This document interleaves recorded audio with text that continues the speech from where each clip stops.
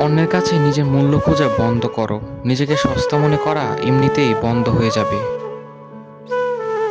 আমি একা থাকতে ভয় পাই না, আমি ভয় পাই ভুল মানুষের সাথে থেকে নিজেকে হারিয়ে ফেলতে। নিজেকে ভালোবাসতে শেখো, কারণ দিন শেষে তোমার জন্য তোমার চেয়ে আপন আর কেউ নেই।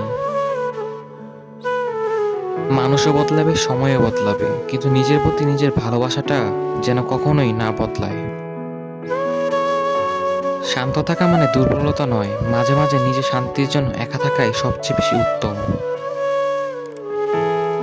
কারো অবহেলার পাত্র হওয়ার চেয়ে নিজের গুরুত্ব বুঝে একাকী পথ চলা অনেক বেশি সম্মানের।